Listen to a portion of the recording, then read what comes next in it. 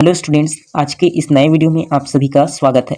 दोस्तों, BSc third year inorganic chemistry का हम यहाँ पर जो वीडियो सीरीज़ लेकर आ रहे हैं, जिसमें हम इम्पॉर्टेंट क्वेश्चन जो आपकी बन सकते हैं, यानी कि इम्पॉर्टेंट टॉपिक हम आपको पढ़ा रहे हैं बीएससी थर्ड ईयर के लिए इनऑर्गेनिक केमिस्ट्री का।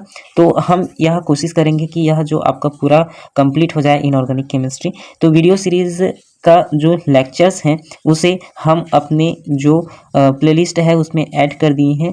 बीएससी थर्ड इनऑर्गेनिक के नाम से हमने जो है आपका प्लेलिस्ट बनाया हुआ है। तो आप उस वीडियो सीरीज से जिन वीडियो को नहीं देखा है उन वीडियोस को देख सकते हैं, उनका भी लाभ ले सकते हैं। ठीक है, तो आज हमारा टॉपिक है वैलेंस बॉन्ड थ्योरी। और इस वैलेंस बॉन्ड थ्योरी में आपसे क्या क्वेश्चन पूछा जाता है, जनरली इसका लिमिटेशन पूछा जाता है। तो यहाँ लिमिटेशन डिस्कस करेंगे। संयोजकता बंध सिद्धांत, यह जो सहसंयोजक बंध होता है उसके निर्माण को समझाता है, क्योंकि यह जो वैलेंस बॉन्ड थ्योरी है ना, यह इसी के लिए दिया गया था, सहसंयोजक बंध के लिए। और उपसहसंयोजक बंध के निर्माण की भी यह व्याख्या करता है। ठीक है, लेकिन इस सिद्धांत की कुछ सीमाएं भी हैं, और वे सीमाएं क्या हैं वह नीचे दिया गया है।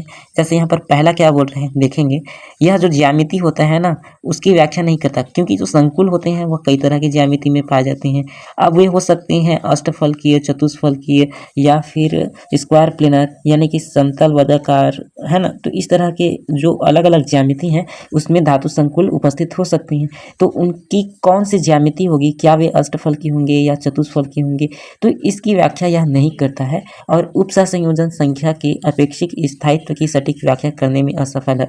इसका क्या मतलब है उपसहसंयोजन संख्या? देखिए, उपसहसंयोजन संख्या का अपेक्षिक स्थायित्व से तात्पर्य है कि आपका जो कंपाउंड है वह ऑक्टाहेड्रल में अधिक स्टेबल है या फिर वह टेट्राहेड्रल में अधिक स्टेबल है। ठीक है, तो यही चीज़ यहाँ पर बोला गया है कि कौन सा कंपाउंड अधिक स्टेबल होगा, ऑक्टाहेड्रल के फॉर्म में या फिर टेट्राहेड्रल के फॉर्म में। यह वैलेंस बॉन्ड थ्योरी व्याख्या नहीं करता है। ठीक है, इतनी चीज़ें आपको समझ में आई, इतने को मिटा देते हैं, फिर आगे देखेंगे। ठीक है, यहाँ पर एग्जाम्पल के थ्रू आपको समझाया गया है। एग्जाम्पल आप देखेंगे तो पहला एग्जाम्पल है पाल्ट सेकेंड आयन। तो यहाँ पर सी ओ को आप इस तरह से लिखिएगा, सी को बड़ा लिखिएगा और ओ को छोटा लिखिएगा, यहाँ पर टाइपिंग एरर है। ठीक है, अष्टफलकीय एवं चतुष्फलकीय दोनों ही प्रकार के संकुल क्यों बनाता है यह व्याख्या नहीं कर पाता है आपका वीबीटी। और निकिल की बात करें तो यह अष्टफलकीय अधिक बनाता है और चतुष्फलकीय संकुल बहुत कम बनाता है। तो यही चीज़ है। अब दूसरा एग्जाम्पल भी यहाँ पर ले लिया गया है कि जो आयरन 3+ चार्जेस वाला है आपका सेंट्रल मेटल एटम, तो इसमें D5 विन्यास है। तो इस धातु आयन के द्वारा अष्टफलकीय और समचतुष्फलकीय दोनों ही प्रकार के संकुल बनाए जाते हैं। ठीक है, जबकि क्रोमियम 3+ के लिए आप लिखते हैं जिसके D3 विन्यास है, केवल अष्टफलकीय संकुल बनाता है। तो इसकी रीज़न क्या है, यह रीजन्स वीबीटी नहीं बता पाता है। ठीक है, वैलेंस बॉन्ड थ्योरी नहीं बता पाता है। तो यह था आपका पहला खामी विथ एग्जाम्पल, तो इसको आपको लिखना है। ठीक है, आगे देखें दूसरा वाला क्या कह रहा है। तो दूसरा वाला आपका कहता है, इस सिद्धांत से कॉपर सेकेंड आयन धातु आयन की केवल विकृत अष्टफलकीय संकुल बनाने की प्रवृत्ति की व्याख्या नहीं हो सकती है। अब विकृत अष्टफलकीय संकुल क्या होता है? जैसे देखिए, अगर आपने अष्टफलकीय कहा है तो नॉर्मली आप क्या कहते हैं, आपका एक सेंटर में मेटल है और उससे आपके 6 लिगेंड इस तरह से जुड़े हुए हैं, जिसमें से 4 लिगेंड एक प्लेन में इस तरह से प्रेजेंट होते हैं और जो 2 लिगेंड्स होते हैं वह एक प्लेन के नीचे और उसमें से एक प्लेन के नीचे उपस्थित होता है। तो नॉर्मली आप देखते हैं इसमें से जितने भी लिगेंड के साथ बॉन्ड बनाए गए हैं, चाहे इस वाले बॉन्ड की बात करें, चाहे इस वाले बॉन्ड की, या इस या इसका, ये सारे के सारे सेम होते हैं, बंध की लंबाई इनमें सेम होती है। लेकिन अगर हम कह रहे हैं कि यह जो मेटल है इसके 4 लिगेंड जो एक समतल में है उनको छोड़कर बाकी जो 2 लिगेंड हैं उसको आप दूर ले जा रहे हैं, यानी कि उनकी जो बंध की लंबाई है वह इंक्रीज कर दे रहे हैं। तो इस इंक्रीमेंट के कारण जो स्थिति मिलती है या फिर जो जियोमेट्री मिलती है उसे विकृत अष्टफलकीय संकुल कहते हैं। इसके जगह आप दूसरा चीज कर सकते थे, इस बंध लंबाई को कम भी कर सकते थे, है ना। तो वह भी एक विकृत अष्टफलकीय ज्यामिति होता।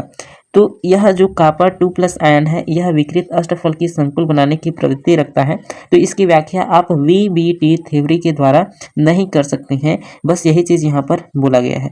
ठीक है, और यह पाया गया है कि सभी 6 समान लिगेंड होने पर भी संकुल में ज्यामिति विकृत अष्टफलकीय होती है। अब जब लिगेंड समान है, आपके एक ही प्रकार के लिगेंड है, तो बॉन्ड लेंथ भी तो एक ही प्रकार का होना चाहिए, बंध की लंबाई भी तो एक ही प्रकार का होना चाहिए, लेकिन ऐसा नहीं होता। जैसे यहाँ पर 2 एग्जाम्पल दिए हुए। तीसरा आपका क्या कहता है, इस सिद्धांत के अनुसार जो धातु संकुलों को उनके चुंबकीय व्यवहार के आधार पर आंतरिक तथा बाह्य कक्षक संकुल में वर्गीकृत किया गया है। ठीक है, यहाँ पर बोला गया है कि आप जो धातु संकुल होते हैं उन्हें 2 प्रकार से बांट सकते हैं चुंबकीय व्यवहार के आधार पर, एक तो आंतरिक और बाह्य कक्षक संकुल।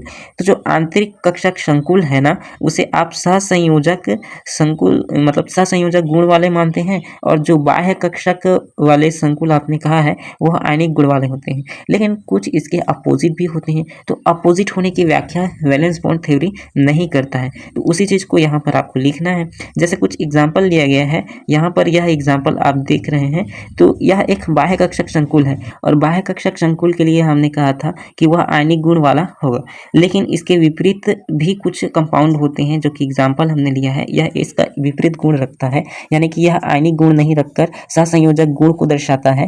ठीक है, तो यहाँ पर इस चीज़ की व्याख्या मतलब इस बात की व्याख्या कि यह आयनिक गुण क्यों नहीं रखता और सहसंयोजक गुण क्यों प्रदर्शित करता है, इसकी व्याख्या आप वैलेंस बॉन्ड थ्योरी के द्वारा नहीं कर सकते हैं।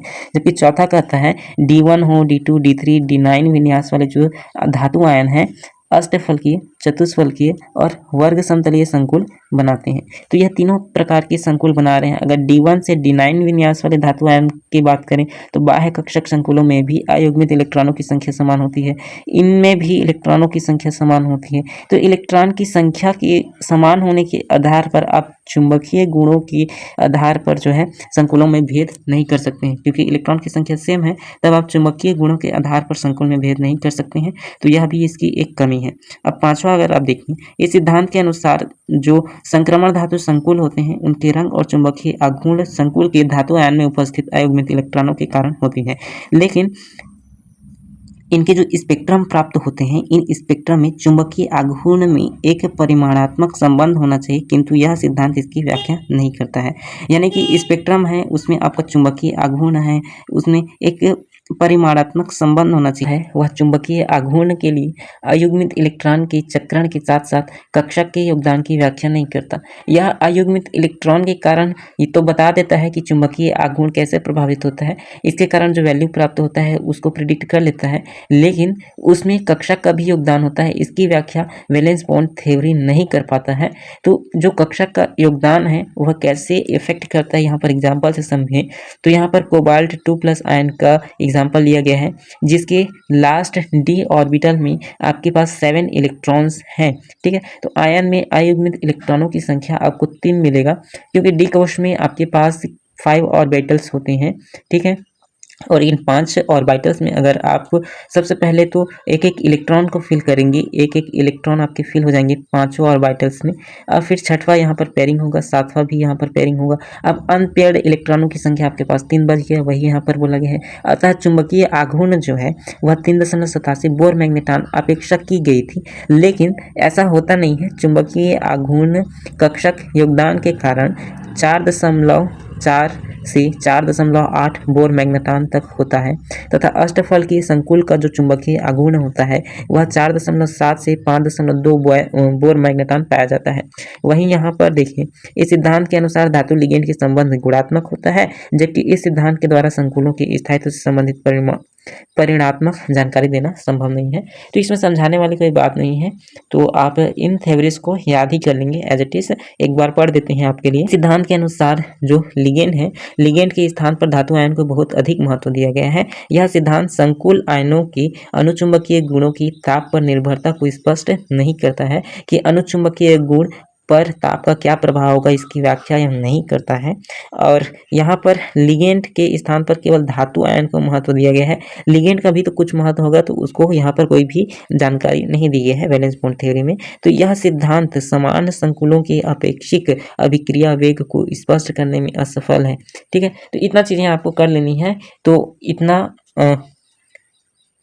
आपके एग्जाम के लिए इनफ है। इसमें से आप 8 भी लिखते हैं तो पर भी पर्याप्त है, लेकिन आप 10 के 10 पढ़ के जाइए, क्योंकि 1-2 टॉपिक्स जो होते हैं, 1-2 आपके पॉइंट्स जो होते हैं वो आप भूल जाते हैं। ठीक है।